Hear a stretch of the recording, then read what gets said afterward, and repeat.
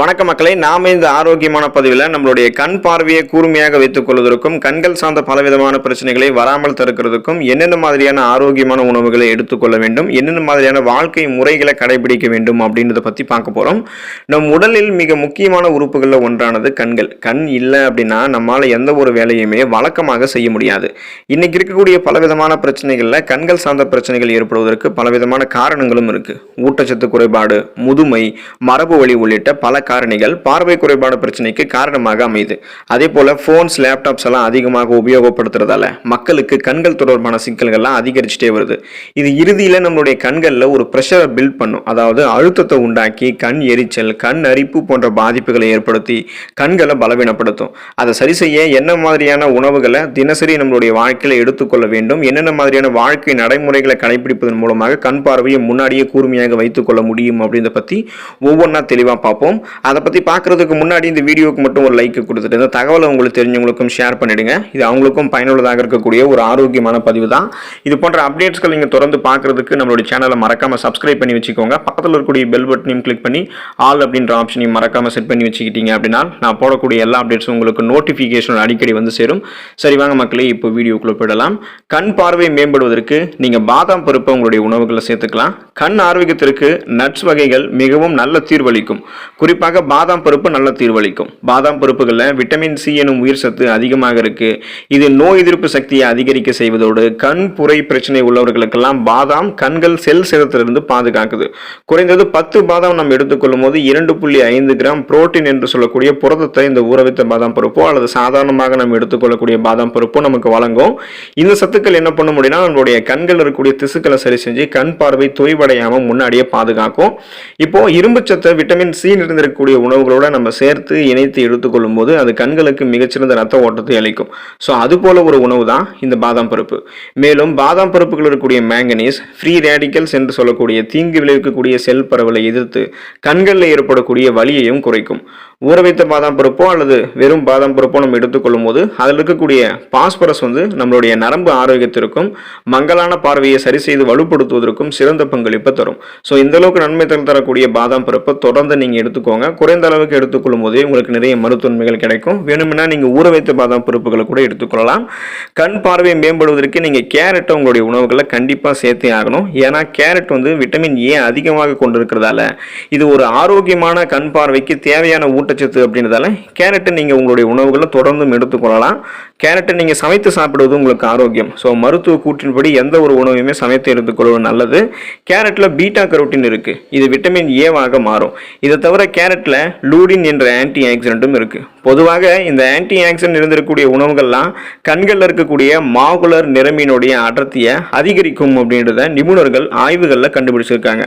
இதனால் கேரட் இருக்கக்கூடிய anti accident உங்களுடைய விழித்திரையை சிறப்பாக பாதுகாக்கப்பட வைக்கும்.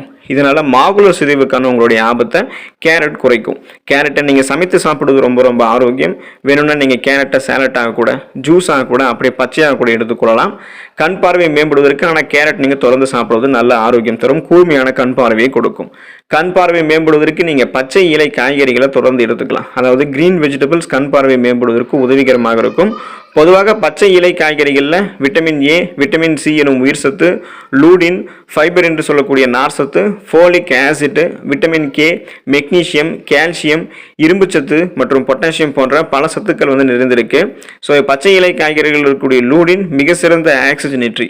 கண் சருமங்கள் இருக்கக்கூடிய ஃப்ரீ ரேடிக்கல்ஸை தடுத்து செல் சேதத்திலிருந்து பச்சை இலை காய்கறிகள் நம்மளுடைய கண் பார்வையை பாதுகாப்பதோடு கண்களில் ஏற்படக்கூடிய சிதைவையும் தடுக்கும். எனவே நம்ம இந்த கிரீன் வெஜிடபிள்ஸு கீரைகள்லாம் எடுத்துக்கொள்ளலாம். கேழ்கீரை, முட்டைகோஸ், கீரை, ஃப்ரக்கோலி, இது கூட சீமை சுரக்காய், மக்காச்சோளம், பச்சை பட்டாணி போன்றவற்றை கூட ஆரோக்கியமான கண் பார்வைக்கு எடுத்துக்கொள்ளலாம். ஸோ கண் பார்வையை மேம்படுவதற்கு பச்சை இலை காய்கறிகளும் கீரைகளும் ரொம்ப ரொம்ப முக்கியம் அப்படின்னு தெரிஞ்சுக்கோங்க. கண் பார்வை மேம்படுவதற்கு நீங்கள் சிட்ரஸ் அமிலங்கள் இருந்திருக்கக்கூடிய சிட்ரஸ் பழங்களை எடுத்துக்கலாம். சிட்ரஸ் பழங்களான ஆரஞ்சு பழம், எலுமிச்சை பழம் மற்றும் திராட்சை பழங்கள்ல கண்களுக்கு நன்மை பயக்கக்கூடிய விட்டமின் சி எனும் உயிர் சத்து இருக்கு. இந்த அமிலங்கள் என்ன பண்ணும் அப்படின்னா, இந்த சிட்ரஸ் அமிலங்கள் இருந்திருக்கக்கூடிய இந்த பழங்கள் நம்மளுடைய கண்களினுடைய ரத்த நாளங்களுக்குள்ள ரத்த ஓட்டத்தை அதிகரிக்க செய்யறதுக்கு உதவிகரமாக இருக்கும். மேலும் சிட்ரஸ் பழங்கள் மற்ற விட்டமின்களோடு இணைந்து கண் புரையினுடைய வளர்ச்சியையும் மற்றும் வயது தொடர்பான மாகுலர் சிதைவையும் எதிர்த்து போராடுகிறது. அதே சமயம் தொடர்ந்து நம்மளுடைய உணவுகளில் நம்ம சிட்ரஸ் பழங்களை சேர்த்துக் கொள்வதன் மூலமாக கண் பார்வையை நம்மளுடைய வாழ்நாள் முழுவதுமாகவே தெளிவாகவும் ஆரோக்கியமாக ஆரோக்கியமாகவும் நம்மளால் வைத்திருக்க முடியும்.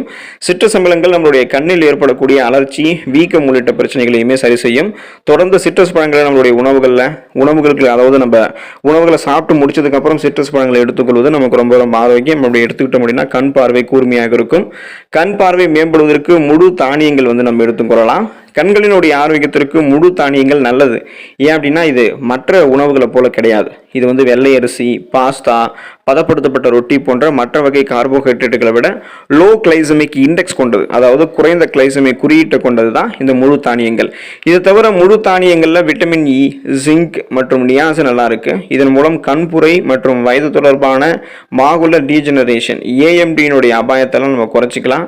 முழு தானியங்கள் ரத்தத்தில் சர்க்கரையினுடைய அளவு அதிகரிக்கிறத குறைக்கிறதால காலப்போக்கில் விழித்திரை சேதமாக தடுக்கப்படுகிறது. எனவே குயினோவா, பழுப்பு அரிசி, ஓட்ஸ் மற்றும் முழு கோதுமை ரொட்டி போன்ற முழு தானியங்களை ஆரோக்கியமான கண் பார்வைக்கு எடுத்துக்கொள்ளலாம்.